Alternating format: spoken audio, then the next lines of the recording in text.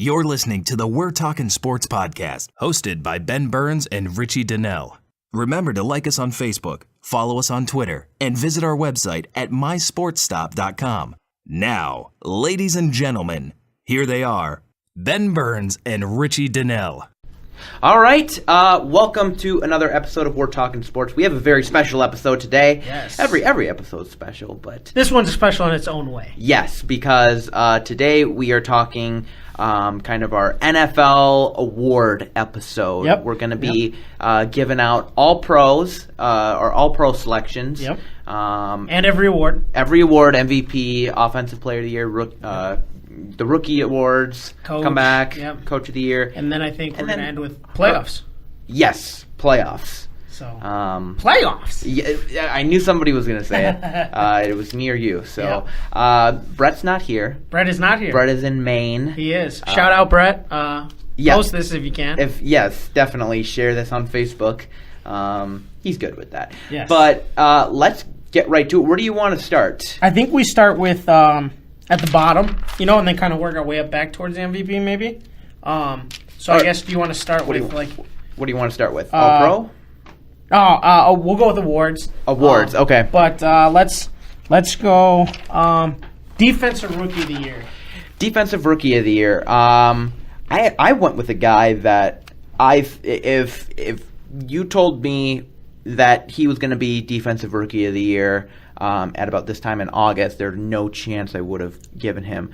And I think by you saying that, great minds think alike, and I think we have the same. I said Joey Bosa. I did as well. Double-digit sacks. Yes. And he missed 4 games. Yes, he did. And considering everything, the Chargers actually had a pretty good defense. My phone is ringing. Oh, there you go. I don't know what that was. But anyways, the Chargers actually had a really good defense. Casey Hayward led the league in interceptions. Yep. But I went with Joey Bosa. Yeah. Did you write down any candidates that you considered or people that you thought could be in contention? Or man, I mean, honestly, I don't even know who the next guy would be. The only guys that I had that I even considered, but I think for me, Joey Bosa was kind of you guys can't see this, but head and shoulders above everybody else. But I had Leonard Floyd. I thought he had a great second half of the season. Right. And Keanu Neal, the safety for the Falcons. Yes. I mean, if it was this time last year, who I would have, or by the draft, I would have said Darren Lee. Right. Yeah. And the thing was, I was trying to find defensive rookies and just going through. There wasn't anybody that really any of them that stood out. So yeah, I went with Joey Bosa. Let's go Offensive Rookie of the Year. I think we're going to have the same one here. Agreed. Zeke Elliott led the league in rushing over 1,600 yards. I'm just going to turn off this phone because you have I'm going to put it on silent. There you go. But I don't get many phone calls. That's why I didn't even put it down. I think it's somebody's calling from Stritch. Oh no. Uh-oh. We're going to figure it out later. Ben's fine. The call's coming in from inside the house. But man, he had a great season. He had a great offensive line too. Right. Yeah, and I mean he had 16 touchdowns, I believe, something like that. Something like that. Yeah, deserved it. Had a great year. Right. Yes. The only other ones that is this the first season that the top 2 rushers in the league were both rookies? Ooh, that's a good question. It must be. It's because I mean Jordan Howard, another great season, and I had him as right behind Elliott. And the crazy thing is I was watching the Bears game on Sunday, and he broke Matt Forte's rookie rushing record. Yeah. And they were showing the rookie seasons of both Walter Payton and Gale Sayers. Neither one of those guys topped 700 yards in their rookie season. Huh. And to think about the careers that those guys had. Well, I mean, yeah, I'm not going to say Jordan Howard is a Walter Payton, Gale Sayers. But it was interesting to see that Walter Payton had only 600 yards rushing as a rookie. And I think another guy that kind of stood out a little bit, Sterling Shepard for the Giants, kind of played a big role for them. Yep. But yeah, Zeke Elliott, that's unanimous, I think. That's an easy one. And shout out to Carson Wentz, too. He had a good year. He had a good year. the record, obviously. And obviously Dak Prescott. Right, Dak Prescott as well. A lot of good offensive rookies. Yes, this year. yes. Coach of the year. Coach of the year? Oh, man. I wanted to go with another guy, but I think when it comes down to everything, I had to go with Jason Garrett. Ooh, okay. Coach of the year. We do have different ones here. I wanted to go with Jack Del Rio. Okay. But I think Jason Garrett, they were 4-12 last year. Yep. And to have their team go to the 1 seed, led by 2 rookies. Right. I mean, I don't think that's ever been done before. This award was probably the hardest one for me to pick. 2, 3, 4. I considered 9 names. Okay. For this award, because when you think about, I mean, the Patriots obviously winning games without Tom Brady. Well, yeah. Miami had a similar turnaround to what Oakland saw, so you have Del Rio and Gase there. But ultimately, what came down to me was the fact that even with Derek Carr, the Kansas City Chiefs went 6-0 in the toughest division in football. So I gave it to Andy Reid. All right. Because they came through. At the end, they're probably the hottest team in football. Do you know how many more wins they got this season than the last? I'm not. It's not sure more. It's not more than the Cowboys. I agree with that. I but to have, I think that the AFC West is the toughest division in football. Oh, absolutely. And to go undefeated and finish as the 2 seed, especially with the way that they started. They started the season a little rough. Yeah. And kind of got things turned around. That's ultimately what set it apart for me. For Andy Reid was the 6-0 in the division with that Denver defense, and obviously Derek Carr being an MVP. Can't wait till he got hurt. All right, let's go. Let's go with comeback player of the year. Yes. Is this unanimous? I think we both. Yes, Jordy Nelson. Yeah, as I say, I told you who mine was before the show. I mean, last year he was the biggest. He was the guy we were talking about for comeback player of the year once he tore his ACL. Right. Probably the biggest player to have a season-ending injury last season. I mean, he had a great year. I think really the only other name I could think of was Steve Smith. I had Melvin Gordon as the other name. Melvin Gordon, another great name, yeah. Almost 1,000 yards, 3 yards away. Yep. There was a lot of 1,000-yard rushers this year. There was a lot of guys who were very close to incentive bonuses that did not get them. Lance Kendricks was 1 yard away from a $500,000 bonus. Wow. So, I mean, a lot of guys that did not get those. A lot of Wisconsin guys. What's going on there? Hey, it's a good thing. It's a good thing. Teams are being run by Ohio State or something? Yeah, it must be. But I think, talking about Jordy, he was probably the biggest name. But also, a lot of credit to Jordy, because I think a lot of people said, well, he's never going to be a number one again. You heard that talk kind of at the beginning when he started off a little slow. Yep. But, I mean, he proved to be what he was before the injury at the end of the season. Absolutely. Pro Bowl snub, by the way. Oh, absolute Pro Bowl. For all you fans that did not vote, I'm a Bears fan, and I voted for Jordy. Don't even get me started on that. For all of you people that did not vote for Jordy Nelson, your fan voting card should automatically be revoked. Well, I mean, they were obviously going to put in Odell Beckham Jr. because, No. I think he should have gotten in. I think Julio's the first name. Yep. Jordy's the second name. Okay. Which will be interesting to see. I do have him on my All-Pro list. I'm not going to tell you where, but talk about it later. Yeah.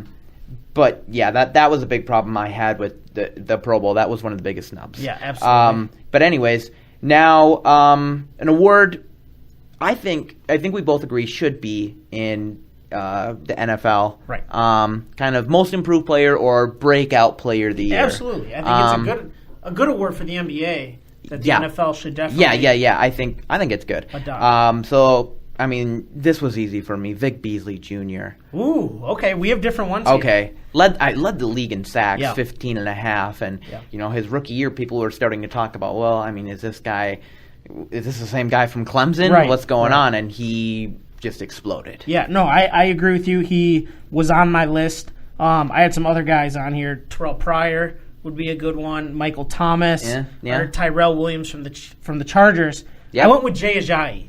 Okay. Because of the fact that his season didn't necessarily start the way that you would think of a 1,200-yard rusher. They Right. weren't very. They didn't rush. They didn't run the ball very much. And even after they signed Arian Foster, a lot of people thought, well, is J.E. going to even play? Mm-hmm. Then all of a sudden he comes out and has back-to-back 200-yard weeks. Yeah. And finishes the league, I believe, top 5 in rushing yards. So that was the deciding factor for me. Just the way that he didn't start the season great, but finished tremendous. Another candidate, Casey Hayward. Yeah, that was kind of a little bit of a shocker, I think. I'm still upset that the Packers didn't re-sign him. Well, and I don't think they expected that, especially when the Chargers gave him that money. They gave him dirt cheap. Oh, they did get him that cheap? They got him for $4.5 a year. When I say that money, I mean in terms of that money. When I say that, I don't think Green Bay was willing to give him that money because Green Bay has done such a good job of signing players cheaper that I think they didn't feel that they needed to re-sign Hayward. But obviously, you can't expect all the injuries. But Casey Hayward would be an absolute they need him right now. But when you have when you're starting the worst cover corner in the league, which is actually a fact. Okay. You look it up. I will. Demarius Randall is the worst cover corner in the league. And Sam Shields was out all year, too. Well, that's true, but... Which doesn't help. No. Okay. Casey Hayward really isn't even a cover corner. He's more of a zone guy. Slot, yeah. But, yeah. Now, Defensive Player of the Year. Yes. Mine's a shocker, so I want to see who you pick first. I mean, I'm going to stay the course here. I say Vic Beasley. Okay. I usually don't go with this position or even consider this position for a Defensive Player of the Year because it usually, when they have good seasons... I think I know who you're going to say. Because everybody else around him is usually bad. Yeah. I went with Landon Collins. Wow. Okay, I was not expecting Giants. that. I like him, but go ahead. When safeties have a good season, it usually means the linebackers and the D-line in front of them are struggling. Right. He had 125 tackles and 5 interceptions. But I thought that defense played well to the point where it wasn't necessarily the players around him were playing bad. That defensive line was tremendous this year. And a guy that you're going to see on Sunday. But I thought that he was huge and a big part of the turnaround for that team that he deserved.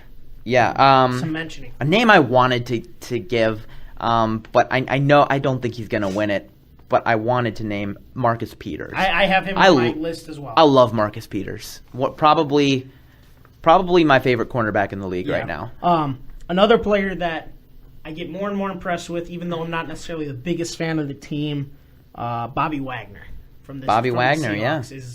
Is a tremendous Tony Dungy voted him for MVP a couple of years ago. Did he really? Yeah. I don't remember that. Yeah, it was when he missed like 6 games. Okay. And his reasoning was because the Seahawks went like 2-4 without him, and then they went like undefeated the rest of the season with him. Really? But and that's what makes him valuable, I guess. Right. But I mean, another name, and it ticks me off when they say, "Oh, he had a down year," is Von Miller. Yep, Von Miller is such a beast, and people say, "Oh, he didn't have that great of a year." He was amazing. Just stop it. Von Miller has 13 sacks, and it's a down Yeah, year. Come on. Oh God, that just upsets me. It's the same thing with Aaron Rodgers. Yes. Now let's go. Should we go into All Pro? Offensive Player of the Year. Oh, yeah, my bad. And Offensive Player of the Year. I'm going to take this one. Okay. Because I think, one of the guys that I consider was Ezekiel Elliott, and yeah. I think you also have to consider him for MVP as well. Yeah. The reason I didn't vote him for either one is because I don't think he's the best guy at his position. Oh. So, for me, my offensive MVP was David Johnson. Okay. 1,200 yards rushing and almost 900 yards receiving. I don't know if there's anything better offensively than that. Yeah, I went with David Johnson as well. I was not expecting that. No, I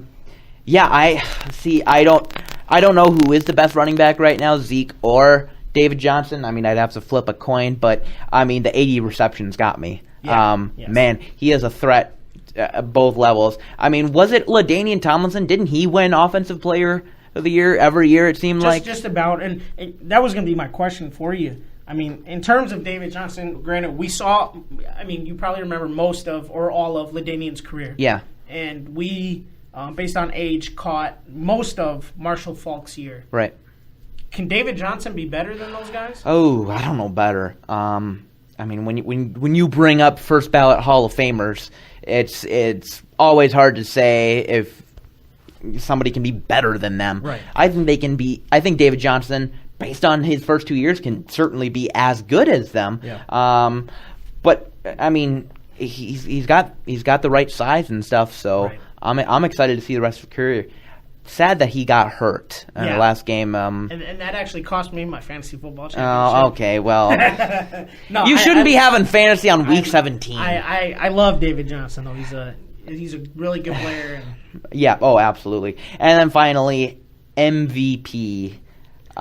Did you take the bias pick on this one? I did not take the bias pick. Okay. I did not go biased here. Okay. I went with Tom Brady because, I mean, I think a lot of people, he's going to lose a lot of votes because of the 4-game suspension. That's the only reason I did not pick him. Okay. But I think even with the 4-game suspension, he was the best quarterback of this year. Absolutely. And he broke the touchdown-interception ratio record. Okay. He had. I did not know that. How many interceptions did he throw? 2.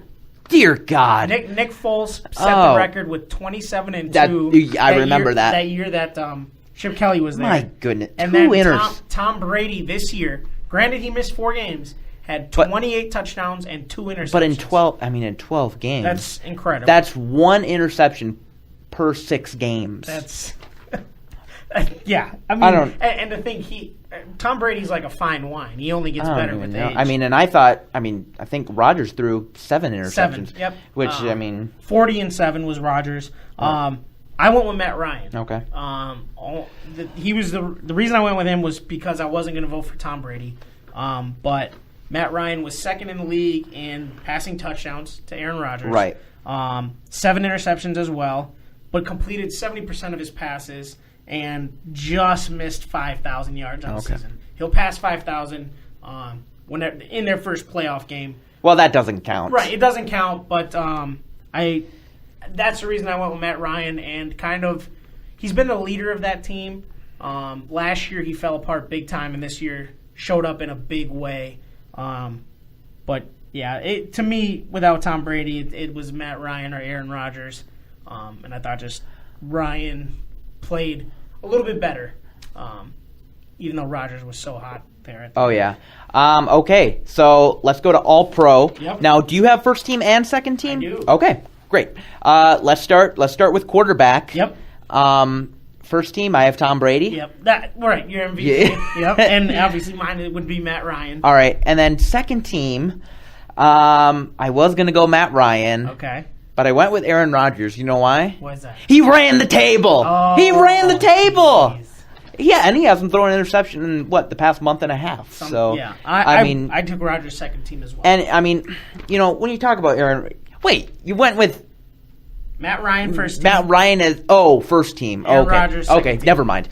But let's talk about just this past 6 games for Aaron Rodgers. If it was a 6-game season, he'd be MVP hands down. I think Aaron Rodgers needs to start every year saying something like relax or run the table.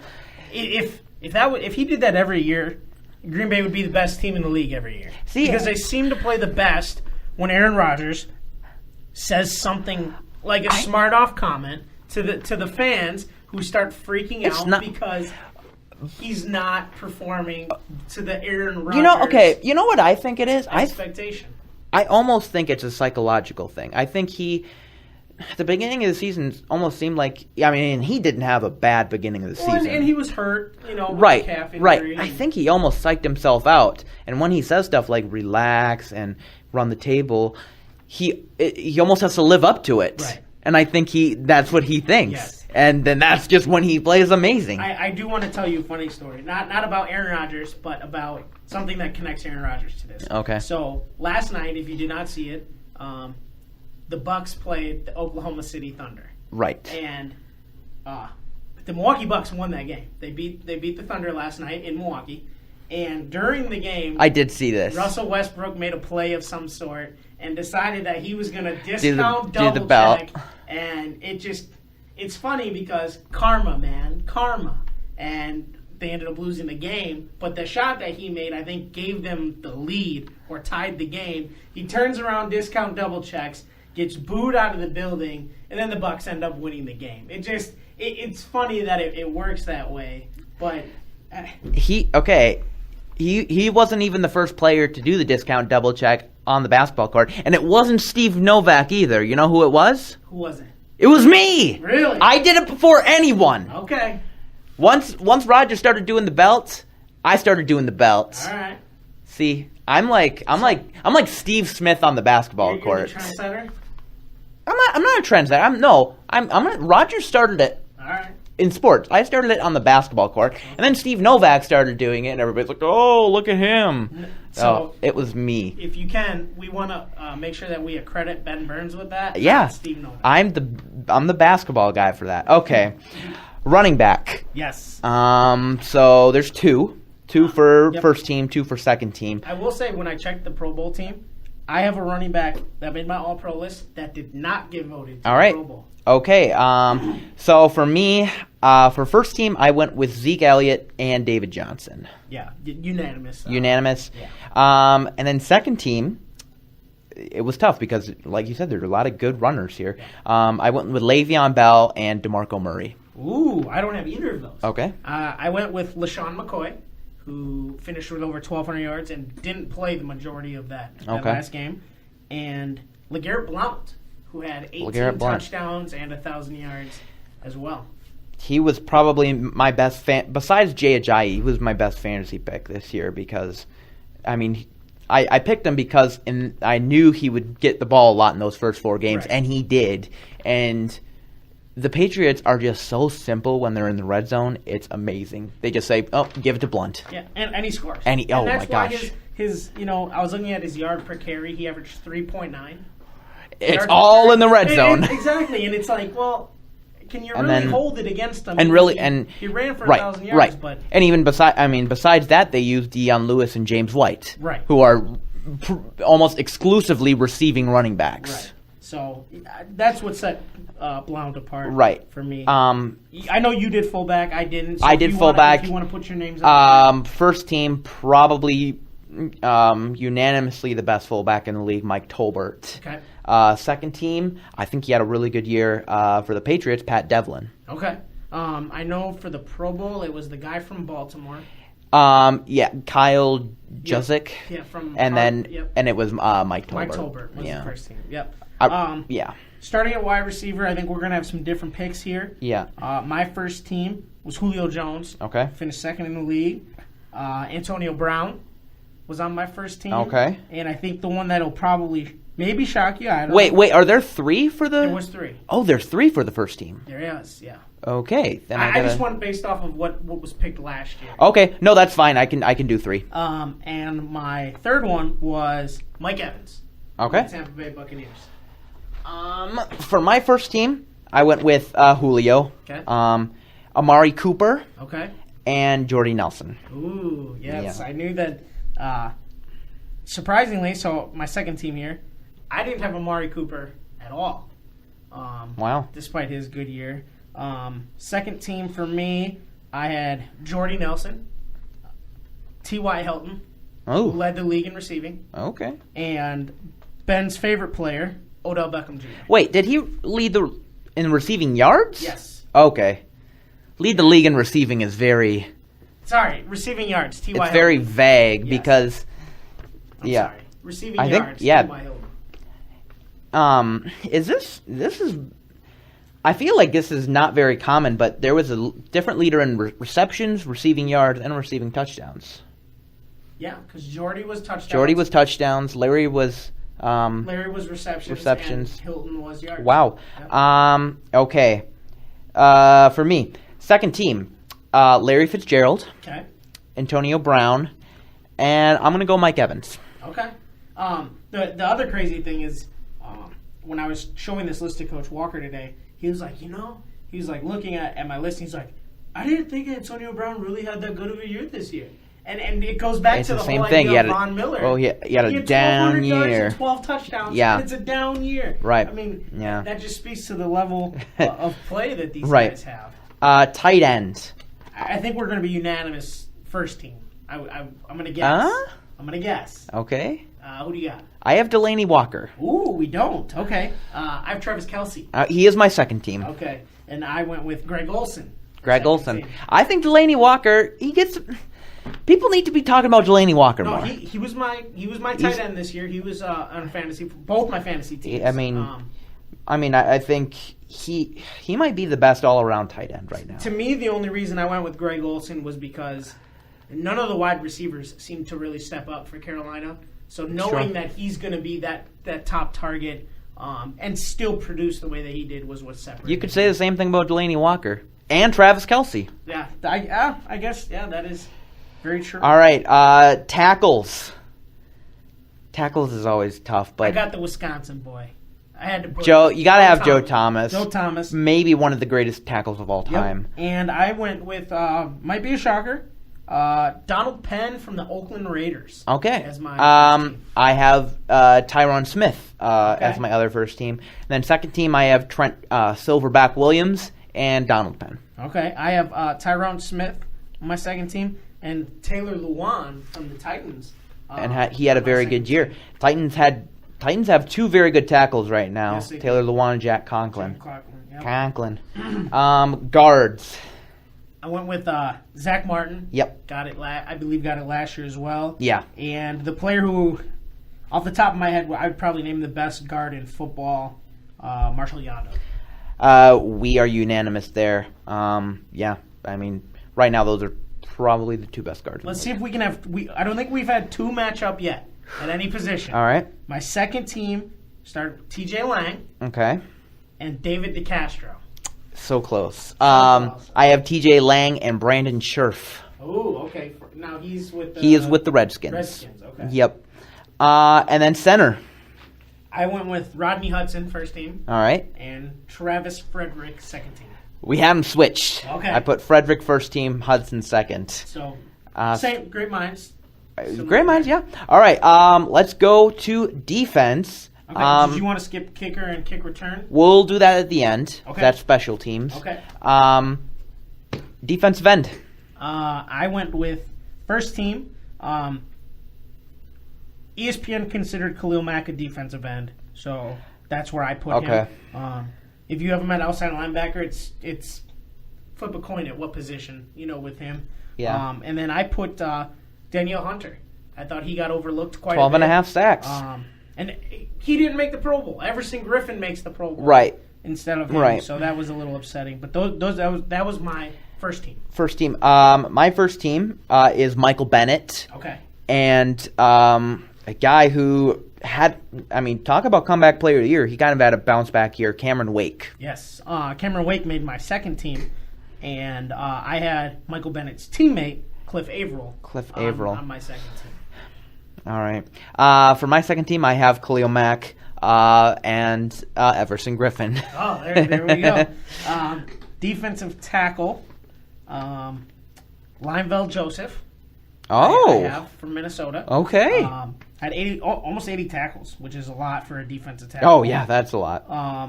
And probably the most unliked guy on this list or in the league, Ndamukong Suh.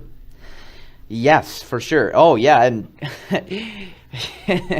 NFL.com ran a story of LeGarrette Blount said Ndamukong Suh is a dirty player. Really? Wow. That's shocking. I bet you NFL.com spent the whole season trying to prepare that story. Hey, they might be listening to this if they're going to hire me, so sorry. let's not. I'm sorry. I completely 100% endorse Ben Burns for any opening position that you have. All right. Anyways, anywho, defensive tackle. I went with Aaron Donald. Okay. I mean, that's an easy one. And Fletcher Cox had a really big year. Yes, he did. Aaron Donald made my second team. All right. Just a sack master. And as I said before, 80 tackles is a lot for a defensive tackle. So Damon Harrison having 86 was kind of impressive. Oh, yeah. To yeah. me. Second team, I went with Geno Atkins. Okay. And isn't technically a defensive tackle, but could be for this list, Mike Daniels. Yeah, all those guys. I mean, besides running back, I think defensive tackle, there was a lot of tackles that had all-pro years that could have been right. Yeah. And linebacker, too, which takes us to our next position, outside linebacker. Now, okay, wait. So when I was looking up the all-pro list, they just had 5 linebackers. How do you want to do this? Okay, I have 3 outside and 2 inside. That's how last year's was voted. Let me see. Okay, yeah, actually, 3 outside, 2 inside? Yeah. Oh, that's perfect. That's how last year's was voted, so that's the way that I did it. So I have outside Von Miller, of course. I don't think that you can not vote him.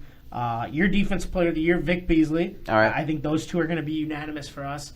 And Lorenzo Alexander, 12.5 sacks. All right. This year. We were close. I had Vic Beasley, Von Miller, and Ryan Kerrigan. Ooh, okay.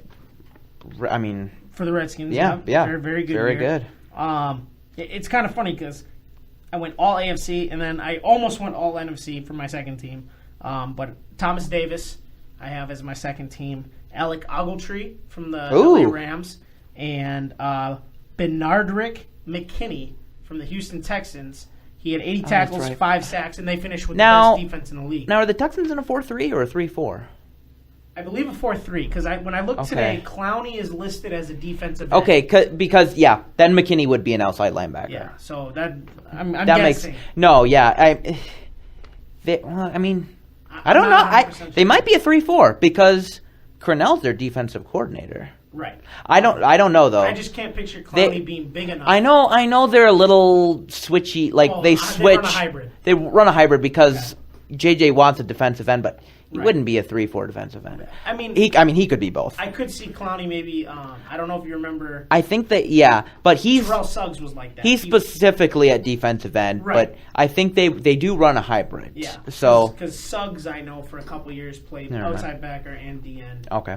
Anyways, for my second team, I have Lorenzo Alexander, who's had a great year. Brian Orakpo, and Thomas Davis. Almost unanimous. Almost. Inside linebackers, Bobby Wagner is where I started, and somebody who's been impressive over the last 2 years, Quan Alexander was my. I do like Quan Alexander. My first team. I really like him. I do have Bobby Wagner as well, and a guy who was a serious snub at on the Pro Bowl, Sean Lee. Yes, Sean Lee was my second team, and I do want to say I have 2 Cleveland Browns on my All-Pro team because as my second inside linebacker, besides Sean Lee, I have Christian Kirksey, who finished the season with 150 tackles and 2.5 sacks. Is Kirksey an inside linebacker? I thought he was outside. I believe so. Looking at his numbers, he looked very, very. I thought he was a 3-4 outside. Similar to. I'm not going to look it up, but it's fine. Whatever. Okay. For my insides, I actually have 2 different insides. Luke Kuechly. Okay. Despite the missed games, he thought that he was. Yeah, that was tough. Actually, you know what? I'm going to change it. I'm going to put Quan. I'm going to put Quan Alexander. And then I also put Dante Hightower. Yeah, very, very good pick with Hightower. He's solid every year. All right. Corner, I think we'll have at least one unanimous pick here with Marcus Peters. Yes. I think we're both going to have him. My other 2 names, I kind of shocked myself. Oh, so it's 3 corners as well? 3 corners and 2 safeties. Okay. Like I said, I just went based off of how they voted last year. I don't know if there's a specific. I gotta think then. But I shocked myself with my other 2 names besides Marcus Peters. I had Dominique Rodgers-Cromartie, DRC, on my first team, and Xavier Rhodes from the Minnesota Vikings on my first team. All right. Okay. I put Marcus Peters as well. Yep. Patrick Peterson, who, even though teams don't throw to him, he finds a way to make himself known, and Chris Harris. Okay. My second team, I went with Casey Hayward, who led the league in interceptions. Brent Grimes, who, despite his crazy wife, had a great year.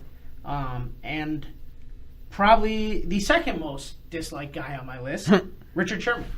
Richard Sherman, yeah. All right, I went with Aqib Talib. Okay. Casey Hayward. Yeah.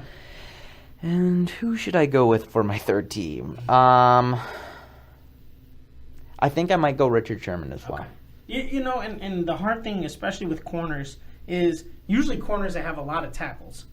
Yeah. Are awful in coverage. Yeah. You know, and like you said, with Patrick Peterson, it's hard to say, man, this guy's just an all-pro because he doesn't get many tackles because nobody ever throws the ball that way. Right. Which is it can be hard to evaluate that position. Safeties, Landon Collins, my defensive player of the year. And my second safety on the first team, I went with Clinton Dix. Wow. I did not expect that. Okay, I went with a guy who will probably be in the running for defensive player of the year, Eric Berry. Okay. And then I went with Landon Collins as well. My second team, we flip-flopped. I have Eric Berry there, and I have Reggie Nelson as my second safety. We have the same four. Nice. I have Reggie Nelson and Clinton Dix. Nice. Great minds do think alike. All right, kicker. Yes, kicker. I have Matt Bryant as my first team kicker. What? Yes. Wow. How can you not go Justin Tucker? 38 for 39? I went Tucker on my second team. I mean, people are talking about how Tucker could get some MVP votes. As a kicker? Yeah, they vote. Yeah. What? Really? 38 for 39, yeah. Oh, that's impressive. From a scoring standpoint, I went with Bryant. I mean, the Falcons scored. And I went Bryant for my second team, so it's not as bad. Punter. I went with Marquette King. I also, Marquette. Maybe Marquette Kardashian one day. Is he dating a Kardashian? Apparently, him and Kim, who is getting divorced from Kanye. What? Apparently. Oh my gosh. You didn't hear it here first. I'm not starting rumors. Wow. Apparently. And I went with Johnny Hecker, the Rams kicker. Hecker. The Rams punter. 51 punts inside the 20. Wow, that's impressive. Second team, I went with Pat McAfee. Mr. Strut, the walk. He gets a lot of tests for steroid. Does he really? Yeah. Is he an Australian guy by chance? He's American. Oh, he is. Okay, because I know the punters that have come from Australia are usually bigger guys. Do you remember Mitch Berger, like for the Vikings? That guy was massive. Yeah. Kick returner. I went with. Okay. Uh-oh. I might have mine flip-flopped here. All right. I went with Tyreek Hill. Okay. He's probably not considered necessarily just a kick. You know, he makes right. most of his as punt return. I classified kick returner as kick and punt returner. Okay. So I went with Tyreek Hill. Okay. As the best returner. I also did. He had an awesome year. He was kind of the Tyler Lockett this year. Right. And second team purely based on kick return, I went with Cordell Patterson. I also went with Cordell. Woo! All right. So, yeah, that is our kind of our award section of this episode. Now let's talk about playoffs. Yeah, I got a question for you before we start. Okay. So I was thinking about this today. I guess it came up in my mind because of the Green Bay game. Okay. But don't necessarily mean it in a way to affect Green Bay. But the playoff seeding, kind of, with the Giants being as good as they are, we look at in the NBA, 8 teams make it, which it's a little more flexible because there's only 3 divisions. But a non-division winner can finish inside the top 4, above a division winner, but only one team can. So a division winner can go no lower than 4 in the NBA. Right. Do you think that possibly in the NFL, granted 4 divisions, 6 teams, should the Giants be able to host a playoff game? Now, this actually kind of went into a vote 5 or 6 years ago at the NFL owners meeting. Okay. And it was like they obviously denied it. Right. But I'm with the reasoning of I like what they're doing right now. Right. The situation where the Packers, who might be a 5 seed in the situation, right, versus what they are right now, where they get to host a playoff game. I think if you win your division, you get to host a playoff game. I think that's kind of your reward. Right. Yeah, I'm not saying it's wrong or right, but it kind of popped into to my head today thinking about it that, because we had the 7-9 Seahawks, which kind of started that year. The Saints started this run of good years for them. Yeah. Got to host a playoff game, which by winning your division says by rule that's the right. But is it? I guess to be devil's advocate, if a team like that would win its division, still guaranteed to make the playoffs, but maybe have to travel and do the reseeding once everybody clinches. That's an interest. So in the divisional round, then it would change. Or the wild card. No, okay. So I'm saying like so like Green Bay won the division, right? So in your situation, the Giants would host. Right. Being the second best team in the NFC, you would reseed once everybody clinches. I think right. Because you're rewarded but I don't division. Yes, I know what you're saying, but I don't agree with it. Okay. Because I think the biggest difference from the NFL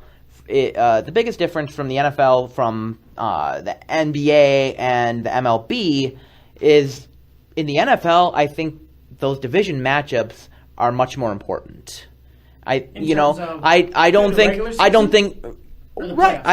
Both. Okay. I think in the NBA, you're not saying, with the Bucks, we got to beat our central opponents. Right. That's not as important. You're just worried about the record. Your NFL teams are saying, okay, we want to go 6-0 in our division this year. Right. That takes a lot more of an importance. Right. Or an impact, and I think that should be known. If the Seahawks go 7-9, but they're best in their division, they should be rewarded to host a playoff game. But wouldn't the reward be by going 7-9? You're an automatic playoff qualifier. No, because I think the Green Bay Packers at 10-6, that's a really good season. Yeah. But say, that's not good enough to host a playoff game. No, I'm not saying that it's not good enough. I guess that's not where I was headed. I was just wondering if in a situation where like Dallas is kind of the top team, you know what I mean, in the NFC. But I think the Giants can't necessarily, and the Giants beat Dallas, are one of the teams that did beat Dallas. I mean, they can't necessarily control that. Then Dallas is 11-3. Right, but that's an anomaly. Right. If they ended up beating the Giants twice but still didn't win the division, how much times is that ever going to happen? Right. No. I understand that. I was just wondering if you thought that possibly there would be a change. Or you said they did vote on it. I mean, if anybody wants to change that rule, is a bunch of whiners. Okay. Like the Packers. How many wild cards have ended up winning the Super Bowl? Right. The Packers, the Steelers, the Giants. Yeah, with Michael K. Williams on it. But if you're good enough to go all the way, then go all the way on the road. Right. No, I agree with you. It just I don't just kind of popped in my head that realistically speaking, I think the Giants have the second best record, don't they? Behind Dallas? Or are they tied with Atlanta? I don't know. I don't know. But in my mind, it's all right. So Saturday's games start with the battle of awful quarterbacks with Oakland and Houston. Houston did announce today that Brock Osweiler will be the starter. Yeah. Is Brock Osweiler good enough to win them a playoff game against a Derek Carr-less Oakland Raiders? If they keep the ball on the ground, he will be. I'm going with the Texans. The final score is 6-3. That's what I think. I think it's going to be something like. I think it's going to be a real fluky score, like 12-5 or something like that. So I'm going to pick the Texans. Okay. They're going to keep it on the ground for sure. Yeah, I think Houston, whether it's their offense that scores or not, I think their defense can find ways to score as well. I got to go with the Texans. All right. Yeah. Detroit and Seattle both kind of are not playing their best football right now. I gotta go with Seattle. Yeah, I just think they're. I haven't gotten on the Detroit bandwagon yet, but I'm gonna pick Seattle. Detroit. I think Detroit surprised a lot of people this year, despite the fact that they've lost their last 4 games or whatever it is. But I think when you just look at talent alone, Seattle is a more talented team. Yeah. And especially in the playoffs with the last couple of years, it's hard. It's hard to bet against the Seahawks in the playoffs. So Seattle it is. Sunday's game is a rematch from earlier in the season. Miami and Pittsburgh. Miami, I believe, throttled Pittsburgh when they went down there. I can't remember if that was the game that Ben Roethlisberger was out, or if that was the game I believe that he it got was. hurt. I believe it was the game he was out. Okay. But this is going to be a rematch. 2 kind of similar teams. Right. Who you got? I think it's going to be closer than a lot of people think it is, but I'm going to go Pittsburgh. Yeah. I so far we're unanimous here. Yeah. I think Pittsburgh as well. I think that their experience, with the 3-headed monster of Roethlisberger, Bell, and Antonio Brown. Your turn. Your turn. My turn. My phone. Telemarketers. Anyway, will definitely be the difference in this game. And then we finally end the night with the game of the week, the Giants America's and the Packers. Game of the week. For the rest of the week, people are going to be saying, how are the Packers going to cover Odell Beckham Jr.? And they said the same thing when they played him in the regular season. Yeah. Did the Packers win that game? I did. don't remember. Okay. They did, and really all Beckham did was score a touchdown, which, in garbage time. Pretty much. Because everybody was saying that Odell was a bust before that game. Right. And then that was what started his touchdown run, so to speak. Right. Yep. But, like I said, everybody, everybody in the media loves Odell Beckham, and they're gonna try and show that he is the best player in the league, and now they're saying, how are the Packers going to cover Odell Beckham Jr.? They did fine with him last week. I think he was covered by Quentin Rollins, who will probably be out for the game because he had that neck injury. But I'm going to go with the Packers anyways. I think their defense has been on fire recently. And we don't have to say enough about Aaron, so I'm going to go Packers. I think this is going to be a very close game. It won't be like the last time the Giants came to Green Bay as a wild card, the last time they won the Super Bowl. Yeah. But I think the New York Giants defense, can hold Rodgers enough. They won't control him. They won't shut him down by any means. But I think that that defense can hold him just enough, because we still don't know if Ty Montgomery clear? We don't know yet. Because if Green Bay doesn't have a running game, essentially it becomes the Giants can rush their front 4 and drop everybody else and force Aaron Rodgers to beat you. And that's not necessarily the best defense to play against an elite quarterback like Rodgers. But with Green Bay's defense and their secondary being hurt as well, trying to cover Larry Donnell, Odell Beckham, Sterling Sharp, kind of opens up running lanes for Jennings. And is Sterling Sharp out of retirement these days? I'm sorry. Sterling Shepard. Wow. I just think that with how hurt Green Bay is, the Giants just have too much where they can control Rodgers just enough. Maybe a 1-point to 3-point game. Nothing bigger than that. You don't think Aaron Ripkowski can handle the running game? He did pretty good last week. No. He did, and I remember, was it a couple of years ago, they turned to John Kuhn for a game or two, yeah. Not to say that they can't do it, but I think they got Kristen Michael. I just think that all right, no, I got you. All right, divisional round. Yes, so that would be what, Houston versus. It would be Houston versus Patriots. Oh, you gotta go with the I gotta go New England. Yeah. So let me ask you this: If Houston, we kind of talked about this the other day.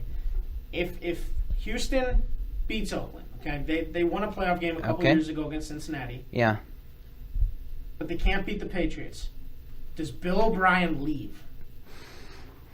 I mean, under his own free will, so to speak. See, I don't. Why? The only reason he would leave is if he had a disagreement with the ownership, and I don't think a playoff win would change that. Okay. So I don't think, because apparently the rumor was if they don't make a run in the playoffs, he could be gone. Because see, when I hear a run in the playoffs, I think win at least 2 playoff games. And that's what I assume too. Yeah. But I don't care who you are, whether you're Houston or Oakland or Miami or Pittsburgh. Are any of those teams good enough to beat the Patriots? You know what I mean? Right. And I think you have to take that into consideration. But I guess if Bill O'Brien thinks it's a big enough reason to leave, yeah. I mean, I don't know. That's a tough team to walk away from. He'll definitely have a lot of suitors, though. For sure. Pittsburgh, Miami, the winner of that game would get the Chiefs. Well, if the Texans win. Well, no. We picked Houston to win. Right. So then Pittsburgh would go to Pittsburgh would go to the Kansas Chiefs. Kansas City. And I'm gonna pick the Chiefs on that one. That's gonna be a very, very good game. The Chiefs at Arrowhead are incredible. But I'm gonna play spoiler alert here. Spoiler alert. Bold prediction. I'm gonna take Pittsburgh. And I think that they can win on the road and go to the AFC Championship. Because Mike Tomlin is not a great coach, according to Terry Bradshaw. Right, yeah. I don't know about that. Okay, the Dallas Cowboys. Yeah. Now it's going to be Dallas Cowboys for you versus the Giants. Yes. Again, a really good matchup. I'm going to run with it. I'm going to run with the Giants. Okay. They beat them in the regular season, and I think that the first playoff game for Elliott and Prescott, the lights are just a little too bright for those guys. Well, they're in AT&T Stadium, so they can turn down the lights. Right. But I think that in the playoffs, I mean, Eli has shown every year that the Giants have had problems making the playoffs consistently, but when they do, Eli becomes a whole different man. All right. And that's the difference maker. Okay, so for me, it's Cowboys versus Packers. As much as I would love to see the Packers beat up on the Cowboys, I just don't think our defense is healthy enough or good enough to go against Zeke Elliott. I'm going to pick Cowboys. So do you think that?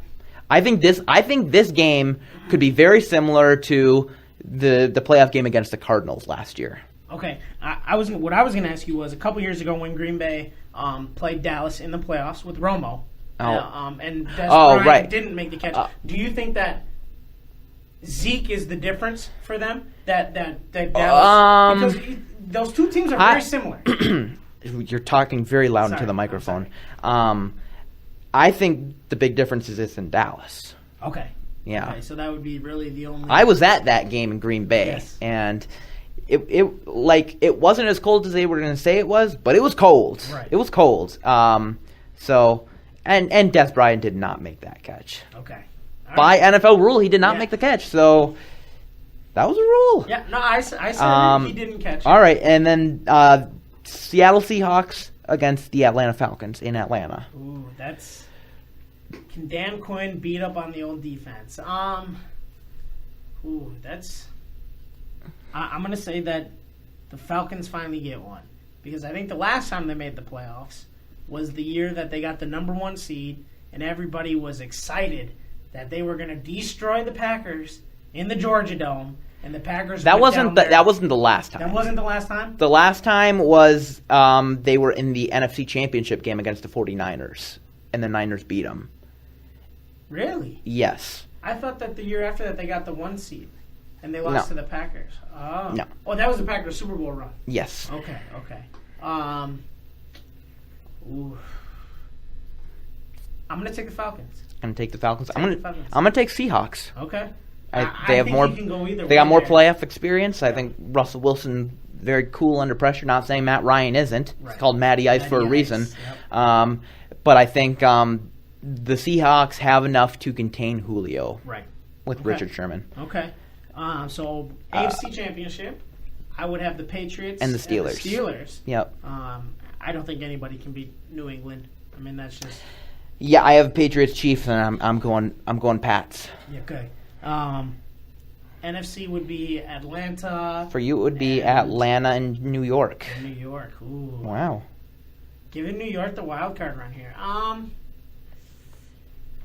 It's been almost 20 years since the Falcons made the Super Bowl, or is this 20 years? When they lost to Elway and the Broncos. Ooh. I'm gonna give it to them. I'm gonna give it to the Falcons. I'm gonna say that the Falcons make it. I think it's 19 years. 19 right now. So you're giving it to New York?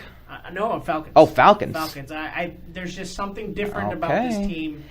They have a good defense, I think. Finally. Yes. So I have Seattle at Dallas, and I'm going to go Seattle. Okay. I think Seattle has the defense to make a run. Now, Seattle is the 3 seed. 3 seed. Okay, I just want to make they were the. All right. So Super Bowl 51 at Houston. Yep. I have Atlanta and New England. This one is not going to come down to a game-winning field goal by Adam Vinatieri. Adam Vinatieri is long gone. And as soon as the first kickoff happens, this game is going to be long gone, and I think the Patriots will win in dominating fashion. Wow. So for me, I have a Super Bowl 49 rematch. Okay. Patriots-Seahawks. Yeah. I think it could come down to another Malcolm Butler interception. Okay. I'm not going to say it's going to be that, but I am going Patriots. This year over many other years, it's just I think everybody has the Patriots this year. Really I saw Vegas the most bets are for the Packers.